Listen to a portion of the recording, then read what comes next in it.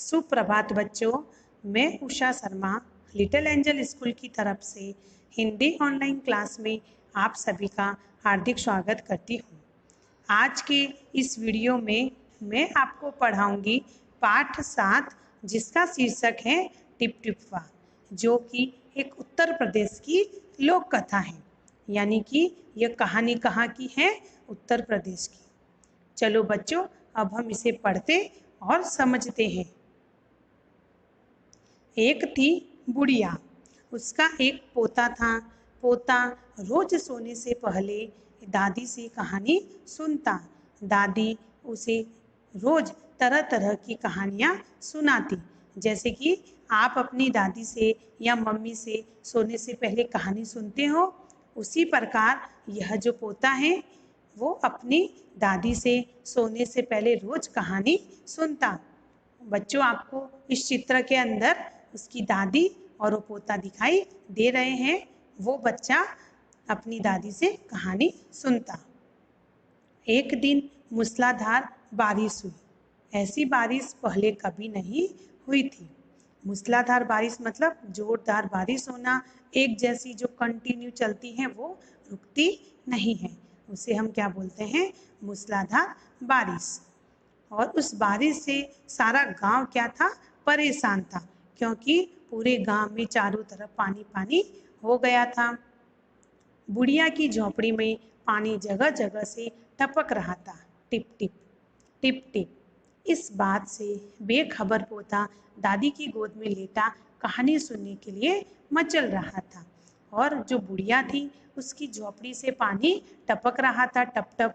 और वो पोता था जो दादी की गोद में लेटा कहानी सुनने के लिए मचल रहा था, यानी वो अपनी दादी से जिद कर रहा था। बुढ़िया खींच कर बोली, खींच कर मतलब गुस्से से बोली, अरे बचवा, का कहानी सुनाए, ये टिप टिपवा से जान बचे तब न। यानी वो दादी अपने पोते को बोल रही थी कि अरे बचवा, क्या कहानी सुनाए, इस टिप टिपवा से जान बचे तब न। पोता उठकर बैठ गया। उसने पूछा, दादी, ये टिप टिपवा कौन है? यानी वो पोता अपनी दादी से पूछ रहा है कि दादी, यह टिप टिपवा कौन है? टिप टिपवा क्या शेर बाघ से भी बड़ा होता है? दादी छत से टपकते हुए पानी की तरफ देखकर बोली, हाँ बचवा, न शेरवा के डर न बगवा के डर, डर तो डर टिप टिपवा के डर। यानी कि वो पोता अपनी दादी से पूछा था, क्या ये टिप टिपवा शेर से और बाघ से भी बड़ा होता है? तो उसकी दादी ऊपर जो पानी टपक रहा था उसकी ओर देखते हुए बोलती हैं कि बेटा, न तो शेर से डर लगता है न बाघ से, लेकिन ये टिप टिपवा का डर बहुत है। चलो आगे पढ़ते हैं। संयोग से मुसीबत का मारा एक बाघ बारिश से बचने के लिए झोपड़ी के पीछे बैठा था। संयोग से मतलब उसे पता नहीं था, और वो बारिश से बचने के लिए झाड़ी झोपड़ी के पीछे बैठा था। बेचारा बाघ बारिश से घबराया हुआ था। बुढ़िया की बात सुनते ही वह और डर गया। यानी कि बाघ को भी पता नहीं था कि वो टिप टिपा क्या है, और वो और ज़्यादा डर गया। अब यह टिप टिप्पा कौन सी बला है? वो सोचने लग गया कि टिप टिप्पा कौन सी बला है। जरूर यह कोई बड़ा जानवर है। उसे लगा कि वो बहुत बड़ा कोई जानवर होगा। तभी तो बुढ़िया शेर बाघ से भी ज़्यादा टिप टिप्पा से डरती है। इससे पहले कि बाहर आकर वह मुझ पर हमला करे, मुझे ही यहाँ से भाग जाना चाहिए। यानी कि वो बाघ होता है, वो सोचता है कि बुढ़िया बाहर आके हमला करे, मुझे ही यहाँ से भाग जाना चाहिए। बाघ ने ऐसा सोचा और झटपट वहाँ से धूम दबाकर भाग गया, भाग चला। यानी ऐसा सोचते ही वो कुछ नहीं देखा और वहाँ से भाग गया। उसी गांव में एक धोबी रहता था। धोबी तो सबको पता है, वह भी बारिश से परेशान था। आज सुबह से उसका गधा गायब था। सारा दिन वह बारिश में भीगता रहा और जगह जगह गधे को ढूंढता रहा, लेकिन वह कहीं नहीं मिला। यानी धोबी का गधा था वो गायब था और पूरा दिन हो गया। धोबी उसे ढूंढता रहा लेकिन फिर भी वह नहीं मिला। धोबी की पत्नी बोली, जाकर गांव के पंडित जी से क्यों नहीं पूछते हो, वे बड़े ज्ञानी हैं, आगे पीछे सबके हाल ही उनके खबर रहती है। यानी धोबी की जो पत्नी होती है धोबिन, वो बोलती है जाकर पंडित जी से क्यों नहीं पूछते, वो तो बहुत ज्ञानी है, उन्हें आगे पीछे सबकी खबर होती है। पत्नी की बात धोबी को जच गई, यानी उसकी पत्नी की बात उसने जो बताई वो उसे अच्छी लगी। अपना मोटा लठ उठाकर वह पंडित जी के घर की तरफ चल पड़ा। उसने देखा कि पंडित जी घर में जमा बारिश का पानी उलीच उलीच कर फेंक रहे थे। यानी कि लठ का मतलब होता है जो बड़ा डंडा होता है, लकड़ी होती है, उसे बोलते हैं लठ। आपको इसके अंदर पंडित जी दिख रहे होंगे जो घर के अंदर खड़े हैं और बाहर की तरफ वो धोबी खड़ा है। और पंडित जी के घर में पानी घुस गया था, इसलिए पंडित जी उसे निकाल रहे हैं। धोबी ने बेसब्री से पूछा, महाराज मेरा गधा सुबह से नहीं मिल रहा है, जरा पोथी बांध कर बताइए तो वो कहाँ है। और धोबी ने अपने अपनी बात पंडित जी को बताई कि मेरा गधा सुबह से नहीं मिल रहा है, और अपनी जो किताब जो पंडित जी जिसमें देखते हैं उसे किताब को देखकर आप बताइए कि मेरा गधा कहाँ है। सुबह से पानी उलिझते उलिझते पंडित जी थक गए थे, यानी सुबह से पानी निकालते निकालते पंडित जी थक गए थे।